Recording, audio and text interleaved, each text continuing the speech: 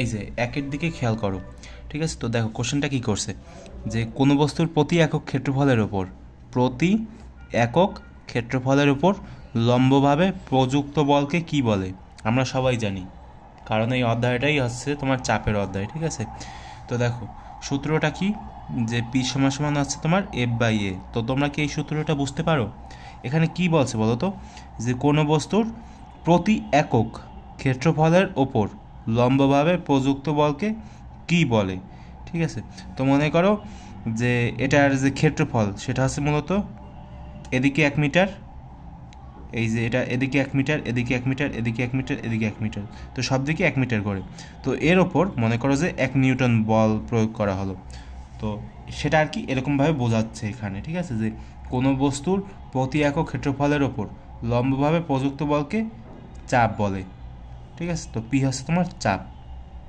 তো এরকমভাবে আমাদের একবারে খুব সহজভাবে বুঝতে হবে বিষয়গুলো। তো এগুলো কিন্তু তোমাদের জ্ঞানমূলকেও আসতে পারে, এমন না যে তোমরা মানে একবারে কি বলবো, যে একবারে সাধারণ ভেবে এগুলো ছেড়ে দিও না, ঠিক আছে? যে এগুলো কোশ্চেনে আসবে না, অবশ্যই আসবে, ঠিক আছে? সে সময় কিন্তু আর পারবা না, অনেক সময় যে সময় আর কি জ্ঞানমূলক আসবে সে সময়। আচ্ছা গাইস, তো খেয়াল করো, পি সমান সমান F/A সমীকরণে এফ এর মান যদি বেশি হয় তাহলে পি এর মান কেমন হবে? অনেকে হয়তো বুঝে ফেলছো যে বিষয়টা কি। মানে দেখো পি এর সাথে এফ এর কীরকম সম্পর্ক, অর্থাৎ পি আছে তোমার চাপ এবং এফ কী বলো তো, এফ আছে তোমার বল। তো এই যে চাপ এবং বল, এই দুইটার মধ্যে কীরকম সম্পর্ক তোমরা কি বলতে পারবা? এই দুইটার মধ্যে আছে তোমার সমানুপাতিক সম্পর্ক। অর্থাৎ তুমি যদি এফ এর মান বাড়াও, মানে কি, মানে তুমি যদি বল বেশি প্রয়োগ করো এই একক ক্ষেত্রফলের উপর, তাহলে তোমার চাপটাও বাড়বে। বুঝতে কি পারলা? আর যদি তুমি একটা কাজ, যদি অন্য আর একটা কাজ করো, অর্থাৎ ক্ষেত্রফল যদি বাড়াও না, ক্ষেত্রফল বাড়ালে কি হবে বলো? ক্ষেত্রফল বাড়ালে হচ্ছে তোমার চাপের মান কমবে। কারণ কি? কারণ এই যে পি এর সাথে এর কি সম্পর্ক? ব্যস্তানুপাতিক সম্পর্ক। যার কারণে তুমি যদি এর মান বাড়াও তাহলে পি এর মান কমবে, এর মান বাড়ালে পি এর মান কমবে, এবং এফ এর মান যদি তুমি বাড়াও তাহলে পি এর মানও বাড়বে। তো সেজন্য আমরা কি বলতে পারি ভাই? সেজন্য আমরা বলতে পারি যে তুমি যদি এফ এর মান এখানে বাড়াও তাহলে পি এর মান বেশি হবে। তো আমাদের সঠিক উত্তর হচ্ছে ক নাম্বার। তো এগুলো খুব ভালোভাবে খেয়াল করে দেখার চেষ্টা করবা। এগুলো হচ্ছে তোমাদের মানে ওই যে ক নাম্বারের যে জ্ঞানমূলকগুলো আসে না, সেখানে এসে যেতে পারে, ঠিক আছে? সেজন্য আর কি এগুলো করানো হচ্ছে, আর যাতে তোমাদের কনসেপ্টটা ক্লিয়ার হয়। দেখো তুমি যদি এই যে একটা এমসিকিউ যদি দেখো না, অনেক কিছুই তোমার ক্লিয়ার হয়ে যাবে, ঠিক আছে? পরবর্তীতে সিকিউ বুঝতে সুবিধা হবে। খেয়াল কর ভাই যে কি লেখা আছে এখানে। তো এটা হচ্ছে আমার আয়তন দেওয়া আছে, আর কি বলছে আমাদের কোশ্চেনে, যে কঠিন বস্তুকে পানিতে ডুবালে তার ওপর যে প্লাবতা, সেই প্লাবতার যে মান সেটা আমাদেরকে বের করতে বলছে। খুবই সহজ একটা কোশ্চেন। কেন? কারণ আমরা কি জানি? প্লাবতার সূত্র জানি না। তো মনে করো আমি লিখলাম যে প্লাবতা, এটাকে আমি এফ বি দ্বারা ডিফাইন করলাম। তো দেখো সূত্রটা কি, যে ভি রো জি। এই যে এখন সূত্র অনুযায়ী তুমি মান বসিয়ে দাও, তাহলেই খেলা শেষ। কারণ ভি তো দেওয়াই আছে, 1 গুণ দিবা রো। এখন অনেকে বলবা যে ভাই আমরা তো রো এর মান জানি না। রো এর মান তুমি জানো, কারণ এখানে কি বলছে ভাই? পানিতে বলছে না? আর পানিতে রো এর মান কত বলো? 1000 কেজি পার মিটার কিউব। ওগুলো লেখার দরকার নাই এখানে, যেহেতু আমরা শুধু ক্যালকুলেশন করব, সেজন্য আমরা আবার গুণ চিহ্ন দিলাম, এবং এখানে আমরা কি লিখব? 9.8। তো ক্যালকুলেশন করবা, ক্যালকুলেশন করলে যে উত্তরটা আসবে সেটা হচ্ছে তোমার কি বলো তো? 9800 নিউটন। তো এটাই হচ্ছে আমাদের কাঙ্ক্ষিত উত্তর, অর্থাৎ পানিতে ডুবালে তার উপর প্লাবতার মান হবে তোমার 9800 নিউটন। প্লাবতার একক কি ভাই? প্লাবতার একক হচ্ছে নিউটন। এগুলো খুব সাবধানে, মানে যাতে তোমাদের পরীক্ষার সময় কোনো ঝামেলা না হয়, সবসময় খেয়াল রাখার চেষ্টা করবা যে প্লাবতার একক হচ্ছে তোমার নিউটন। খ নম্বর হচ্ছে উত্তর। বুঝতে কি পারছো তোমরা সবাই? তাহলে তোমরা অন্য যে সকল ভিডিওগুলো আছে না এমসিকিউর, তাহলে সেগুলো দেখতে পারো যদি সময় থাকে। তাহলে তোমাদের পরীক্ষা যেহেতু খুবই কাছাকাছি, তো তোমাদের উচিত এখন বেশি বেশি প্র্যাকটিস করা। দেখো বন্ধুরা, এখানে তোমার উত্তর হবে উমো, ঠিক আছে? আর দেখো এখানে কী কী দেওয়া আছে। এখানে আছে তোমার বল দেওয়া আছে, ঠিক আছে? বল কত দেওয়া আছে? 100 নিউটন। এবং এখানে তোমার ক্ষেত্রফল দেওয়া আছে। তো কি বলছে? ক্ষেত্রের ওপর ক্রিয়া করলে চাপ কত? তো আমরা কি করব ভাই, আমরা হচ্ছে তোমার চাপের সূত্র ব্যবহার করব, যে পি সমান সমান হচ্ছে তোমার এফ বাই এ। এখানে এফ কি, এফ হচ্ছে তোমার বল, আর এটা কি, এটা হচ্ছে তোমার ক্ষেত্রফল, বল বাই ক্ষেত্রফল। তো দেখো এখানে কত বল প্রয়োগ করা হয়েছে, 100 নিউটন, আর নিচে হবে তোমার 1। এখন ক্যালকুলেশন করো, ক্যালকুলেশন করলে কত আসবে, 100 প্যাসকেল। তো সবসময় খেয়াল রাখবা যে চাপের যে আমাদের এককটা, এই এককটা হচ্ছে তোমার প্যাসকেল, ঠিক আছে? এটা সবসময় যাতে তোমাদের খেয়াল থাকে, কারণ যে কোনো এমসিকিউতে তোমাদের এরকমভাবে কোশ্চেন আসতে পারে যে চাপের একক কী, তখন কিন্তু আর পারবা না। তো এটা সবসময় খেয়াল রাখবা। আর এরকমভাবে আমরা মোট হচ্ছে তোমার 20টা এমসিকিউ করবো এই অধ্যায়ে, তাহলে মোটামুটি তোমাদের কনসেপ্টটা সব ক্লিয়ার হয়ে যাবে এই অধ্যায়ের জন্য, ঠিক আছে? আমি যেটা করি আর কি, যে তোমার 10টা বিভিন্ন ধরনের বিভিন্ন টাইপের ম্যাথ করাই একটা অধ্যায়ে, এবং 20টা এমসিকিউ করাই, যাতে তোমাদের অধ্যায় সম্পর্কে ভালো একটা ধারণা জন্মিয়ে যায় আর কি। সেজন্য বুঝতে কি পেরেছো তোমরা? যদি তুমি আরও ভিডিও দেখতে চাও তাহলে দেখতে পারো, এখানে প্লে লিস্ট করা আছে। তাছাড়া আমার যে এই যে শর্টের যে প্লে লিস্টগুলো আছে না, সেখানে যেও এমসিকিউগুলো দেখতে পারো। খেয়াল করো সবাই, কি দেওয়া আছে, ক্ষেত্রফল দেওয়া আছে। তো বস্তুর ওপর 10 প্যাসকেল চাপ সৃষ্টি করতে কি পরিমাণ বল প্রয়োগ করতে হবে, খুবই ভালো কথা। কিভাবে বের করব? তো দেখো কি পরিমাণ বল প্রয়োগ করতে হবে, অর্থাৎ আমাদের এই যে চাপের সূত্র আছে না, পি সমান সমান এফ বাই এ, এখান থেকে আমাদের কি বের করতে হবে, বল বের করতে হবে, অর্থাৎ এফকে বের করতে হবে। তো এখন পি সমান সমান এফ বাই এ লেখা না, এখান থেকে আমরা কি লিখতে পারি, যে এফ সমান সমান হচ্ছে তোমার পি ইন্টু এ। তো এখানে পি কত বলো তো, পি মানে কি, পি মানে হচ্ছে তোমার চাপ। তো চাপ দেওয়া আছে 10 প্যাসকেল, আর এখানে আমাদের ক্ষেত্রফলও দেওয়া আছে, তো ক্ষেত্রফলও লিখে দাও। এখন ক্যালকুলেশন করো, ক্যালকুলেশন করলে কত আসে দেখো, 50 নিউটন, ঠিক আছে? তো এটা হচ্ছে আমাদের উত্তর। তো এরকমভাবে তোমরা এগুলো খুব সহজে বের করতে পারবা। এখান থেকে তুমি চাইলে ক্ষেত্রফলও বের করতে পারবা, যদি তোমাদের এখানে চাপ এবং হচ্ছে তোমার বলের মানটা দেওয়া থাকে না, তাহলে তুমি চাইলে এই যে ক্ষেত্রফল, এটাও বের করে ফেলতে পারবা খুব সহজে, ঠিক আছে? এরকমভাবে একটু ক্যালকুলেশন করবা, একটু পাল্টাইয়ে দেবা, তাহলেই শেষ হয়ে যাবে। আচ্ছা বন্ধুরা, তো সবাই একটু ভালোভাবে খেয়াল করে দেখো এখানে কি বলছে। এখানে হচ্ছে আমাদের কি বের করতে হবে, ক্ষেত্রফল বের করতে হবে, ঠিক আছে?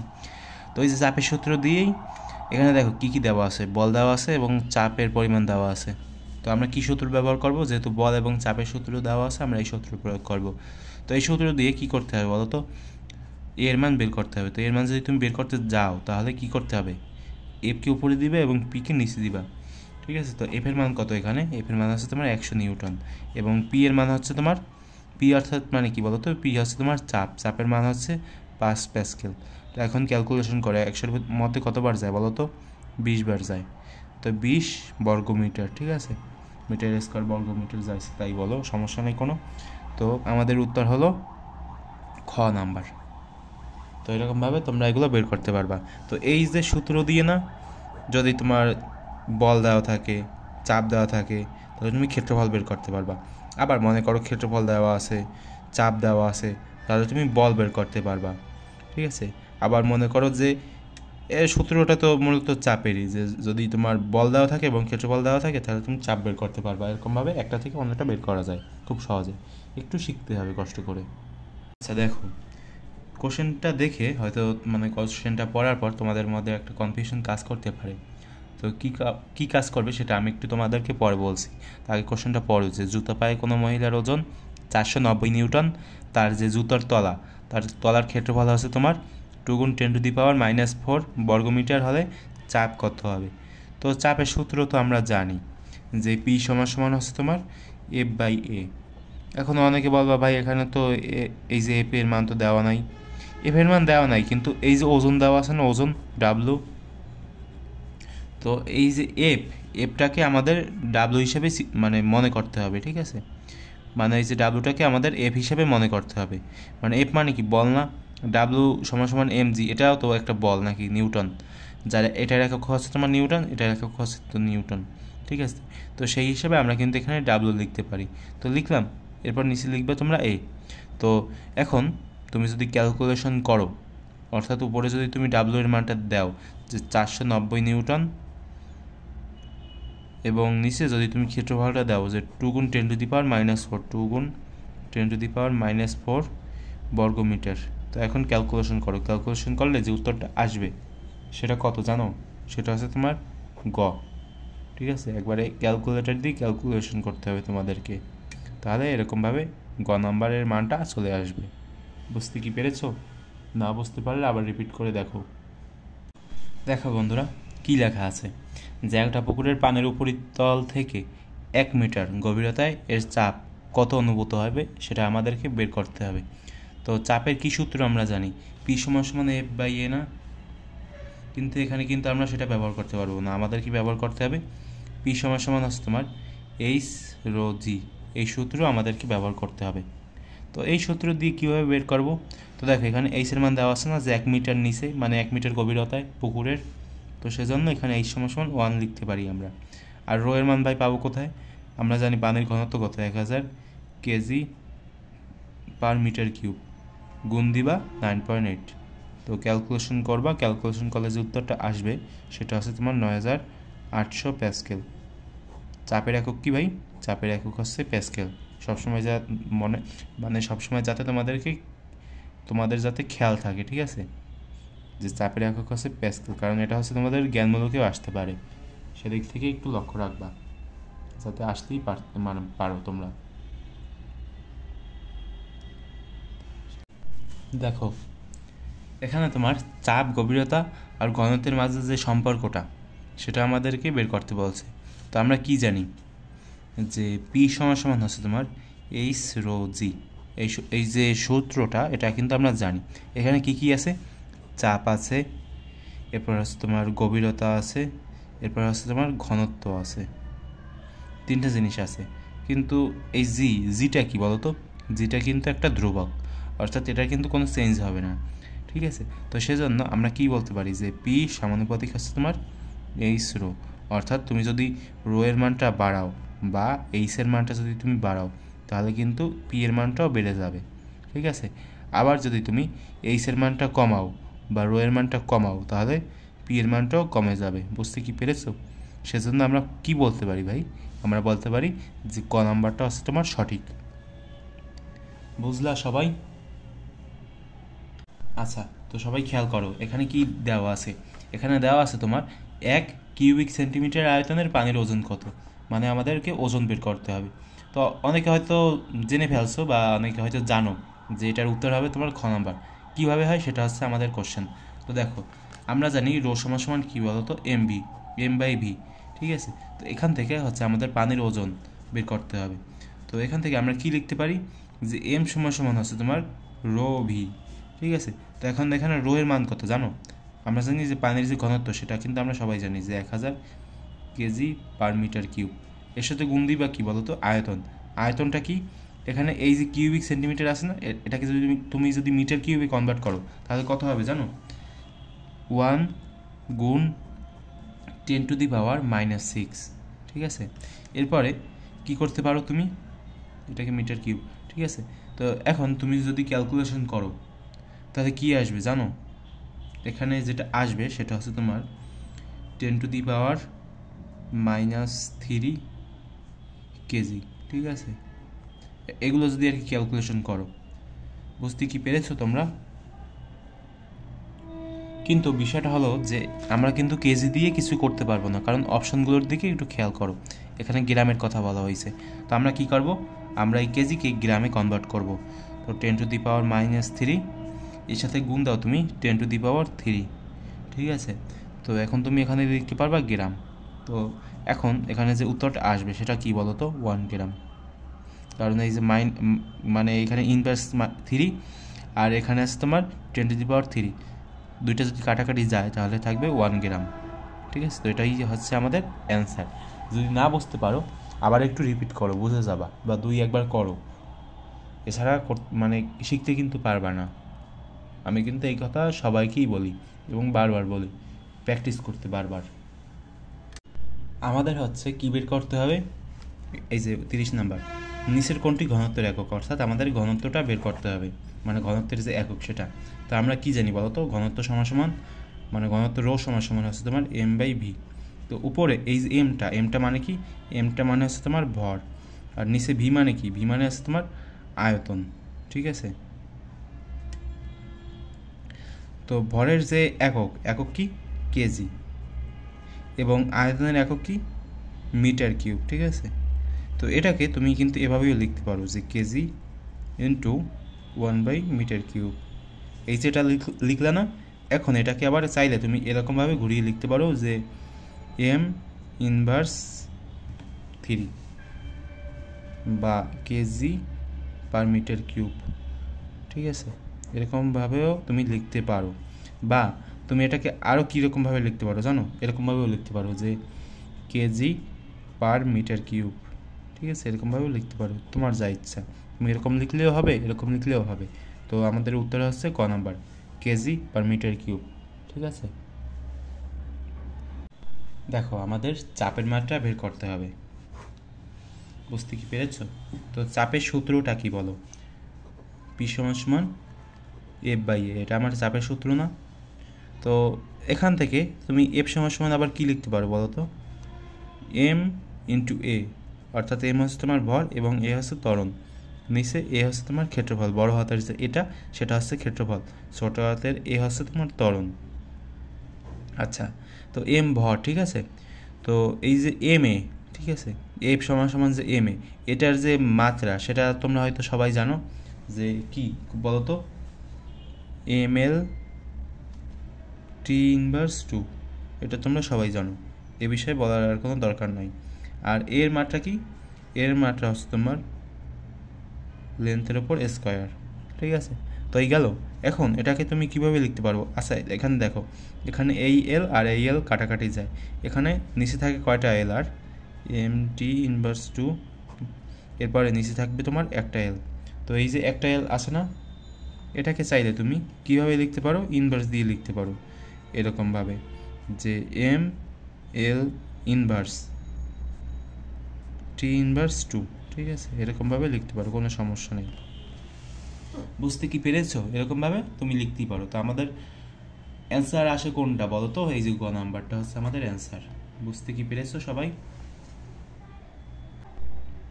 দেখো সবাই কি বলছে, যে পুকুরের অভ্যন্তরে কোনো বিন্দুতে পানির চাপ কোনটির ওপর নির্ভর করে কিন্তু না, ঠিক আছে। এই নাটার দিকে একটু খেয়াল করবা।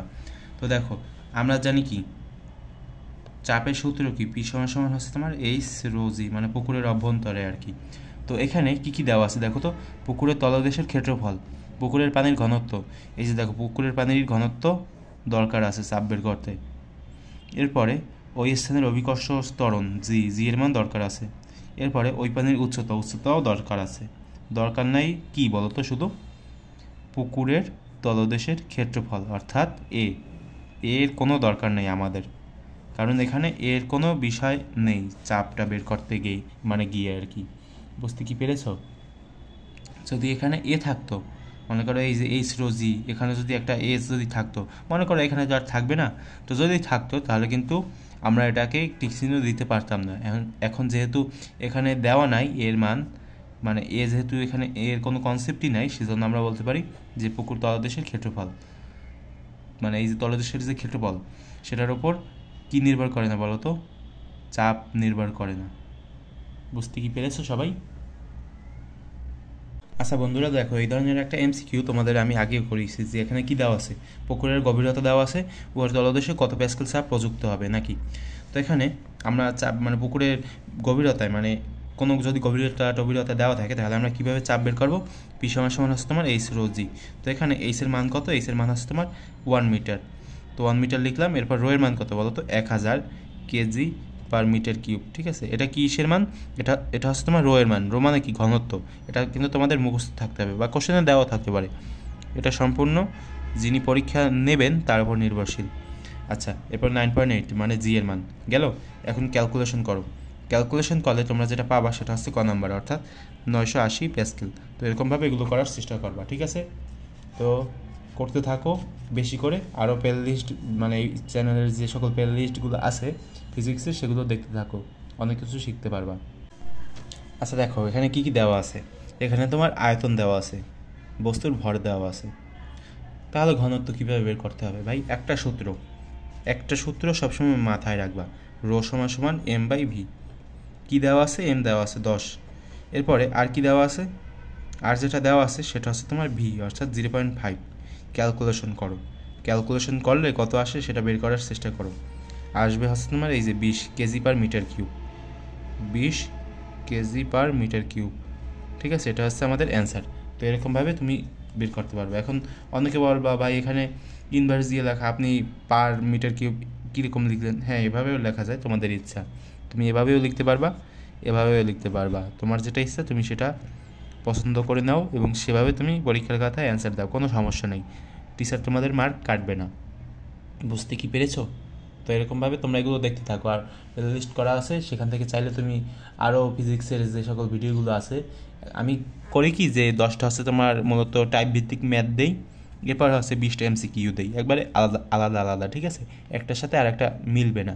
তো এরকমভাবে 20টা MCQ আর 10টা ওই যে তোমার টাইপ ভিত্তিক যে সকল ম্যাথগুলো আছে না, সেগুলো যদি তোমরা করে যাও পরীক্ষায়, তাহলে দেখবা যে অনেক কিছুই তোমাদের কমন বাজবে, ঠিক আছে। তো চেষ্টা করো সেগুলো করার, যদি তোমাদের ধৈর্য থাকে তাহলে।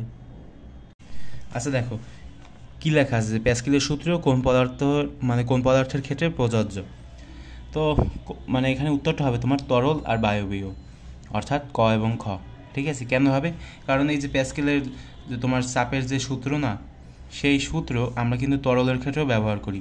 তো প্যাসকেলের যে সূত্র সেটা দ্বারা মানে তুমি কী বোঝো বলো তো? আমরা কি বুঝি যে কোনো একটা এরকম একটা আবদ্ধ পাত্র থাকবে এবং সেই পাত্রে একটা বস্তু থাকবে এবং সেই বস্তুটার বাতাসের চাপ কেমন হবে, এরপর হচ্ছে তোমার তরলের চাপ কেমন হবে, এরকম না, এরকম কোশ্চেনগুলো করা হয় না, তুমি কি দেখছো না ফিজিক্সে যে কোশ্চেনগুলো কীরকমভাবে করা হয়?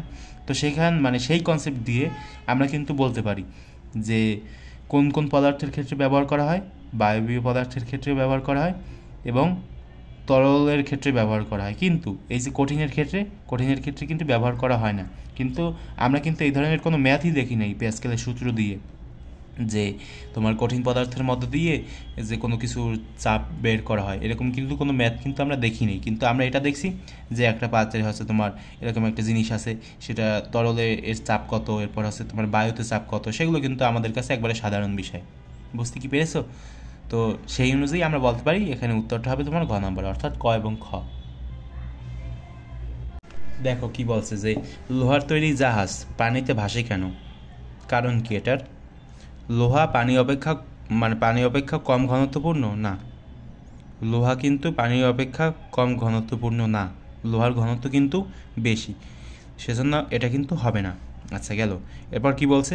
আচ্ছা আগে 3 নম্বরটায় আসো, এটাই হবে। তো সেজন্য এটা আগে পড়ালাম না, এটা আগে পড়াই, যে জাহাজ কর্তৃক অপসারিত যে পানি, সেই পানির যে ওজন জাহাজের ওজনের চেয়ে কম। মানে তুমি এই মনে করো একটা পাত্র আছে, তো এই পাত্রে মনে করো যে তুমি একটা খেলনা জাহাজ ডুবালা, ঠিক আছে।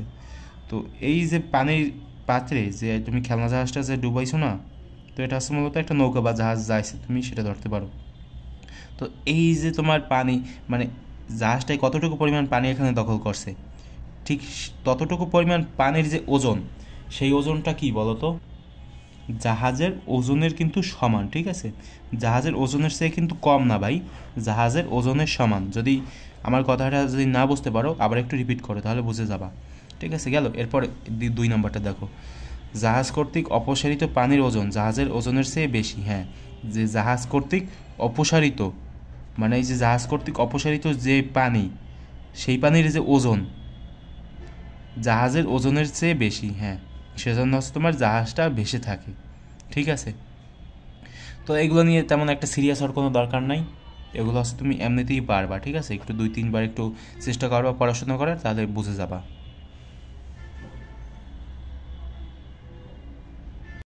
আচ্ছা বন্ধুরা, একবার মাথায় গেঁথে রাখো যে লোহার ঘনত্ব হচ্ছে তোমার 7800 কেজি পার মিটার কিউব, এটা হচ্ছে আমাদের লোহার ঘনত্ব। গেল, এরপর এই যে উপরে দেওয়া আছে না, উপরে এটা কিসের ঘনত্ব বলো তো? এটা হচ্ছে তোমার পানির ঘনত্ব।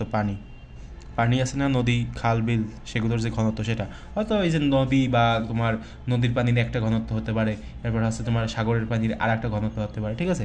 ওই সামান্য একটু 19-20 পার্থক্য থাকতে পারে, কিন্তু এখানে যে লোহার ঘনত্ব দেওয়া আছে 7800 কেজি পার মিটার কিউব, এটা কিন্তু সবসময় তোমাদের মুখস্থ রাখতে হবে, কারণ এটা যে কোনো ধরনের যে জ্ঞানমূলক আছে না সিকিউর, সেই সিকিউর যে জ্ঞানমূলক সেখানে কিন্তু এসে যেতে পারে, সেজন্য সবসময় মনে রাখবা। আচ্ছা দেখো এখানে কি লেখা আছে যে 1 প্যাসকেল সমান সমান কত। আমরা সবাই জানি, কি জানি ভাই, যে 1 প্যাসকেল সমান সমান হচ্ছে তোমার 1 নিউটন পার মিটার স্কোয়ার। এই কোশ্চেনটা কেন করালাম? এই কারণে করালাম কারণ এটা হচ্ছে তোমার জ্ঞানমূলক যে কোশ্চেনগুলো আছে না, সেই জ্ঞানমূলক কোশ্চেনে কিন্তু এই ধরনের কোশ্চেন দিয়ে দিতে পারে। তো সেক্ষেত্রে কিন্তু আর অপশন থাকবে না। তো সে সময় কী করবা, সেজন্য এটা তোমাদের সবসময় মুখস্থ রাখা লাগবে যে 1 প্যাসকেল সমান সমান কত। 1 প্যাসকেল সমান সমান আছে তোমার 1 নিউটন পার মিটার স্কোয়ার। ঠিক আছে, তো সবসময় খেয়াল রাখবা। দেখো ভাইরা, ঘনত্ব মাপার যন্ত্র কোনটি, একটা কোশ্চেন নাকি। তো ঘনত্ব মাপার যে যন্ত্র সেটার নাম হচ্ছে তোমার হাইড্রোমিটার। সবসময় মনে রাখবা যে হাইড্রোমিটার দিয়ে কী মাপা হয়, ঘনত্ব। আমরা ঘনত্ব নিয়ে অনেক কথাবার্তা বলছি, কিন্তু তোমাদের এটা বলি নেই যে আমরা ঘনত্ব কী দিয়ে মাপি। আমরা হচ্ছে ঘনত্ব মাপি হাইড্রোমিটার দিয়ে। এটা হচ্ছে তোমার জ্ঞানমূলকে এসে যেতে পারে। তো সেক্ষেত্রে তোমার কী করা লাগবে বলো, সেক্ষেত্রে হচ্ছে তোমার এটা সবসময় মুখস্থ রাখা লাগবে। এখন তো এমসিকিউ আসছে, সেজন্য দেখে দাগিয়ে দিতে পারবা বা দাগিয়ে দিতে পেরেছো, কিন্তু যখন জ্ঞানমূলকে আসবে তখন কি করবা, তখন কিন্তু কিছু করার থাকবে না, তখন কিন্তু মুখস্থ, এই যে হাইড্রোমিটার না, এটা মুখস্থ লিখে দিতে হবে। আচ্ছা ভাইরা, তো দেখতে থাকো, আমরা হচ্ছে আরও পরবর্তীতে ভিডিও বানাবো, সেগুলো দেখবা, কারণ সেখানে আছে তোমার অনেক জ্ঞানমূলক, এরপর হচ্ছে তোমার এমসিকিউ, শর্ট ট্রিক্স, এগুলো নিয়ে সেখানে আলোচনা হবে। তো দেখতে থাকো যাতে খুব সহজে এগুলো বুঝে যাও তোমরা। আচ্ছা, তো দেখা হবে পরবর্তী কোনো ভিডিওতে।